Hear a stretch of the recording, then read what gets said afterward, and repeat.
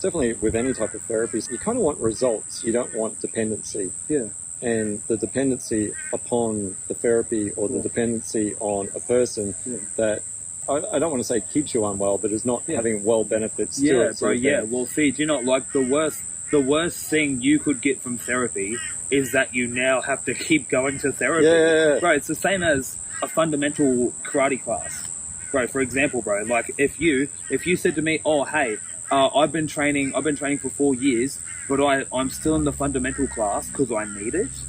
Bro, you don't, like, realistically, like, if you've been putting in all the hard work and all the effort and you've been sticking to the book, realistically, all that will come with it. Bro, same, like, if you and your therapist are coming up with all these ways and advising all these different changes of your life to get better, bro, you shouldn't, bro, in 4 years down the track, it might, unless you're going through something else, bro, you might need to actually take a step back, look at the bigger picture and think of a different way to advise going around something. Yeah, and that can also come down to two things, either the modality or the person implementing the modality. Indeed. It's like in name only, I'm doing like the things that you tell me to do away or to practice the boundaries and all that, which, you know, is uncomfortable. Yeah. And once again, growth requires a bit of uncomfortableness. Like you have to be comfortable with being uncomfortable. Yeah. So there's that point where it's like, what is the actual person implementing within their own lives? But it's also looking at the type of therapy where, like, I know with CPTSD sort of thing, like, talk therapy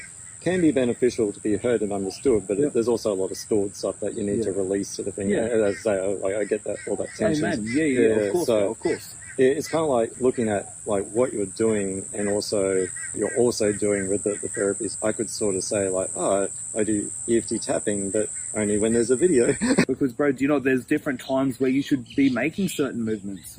Like you said, hey, bro, do you know if there's a time where you want to change, let's say you want to change the way you look, bro, get to the gym. Then at the same time, if you start going a bit overboard with that, like, so if you're hitting moderation, that's exactly right, bro. And then you've got to be able to acknowledge that as well. Like if you say to me, oh, bro, hey, do you know I've eaten nothing today in hopes to lose weight, and I've just spent 9 hours at the gym. I'm going to be like, bro, that is so, you're actually, bro, because, you know what, from an outside perspective, I can see that you're not doing good for yourself, but on the inside, you're like, oh no, trust me, bro. If I keep like this, bro, I'm going to be chiseled in 2 weeks. That's not the goal. Like realistically, it's longevity that we're after. We're not after short-term fixes here. We're after a release. We're after a release of all that tension built up.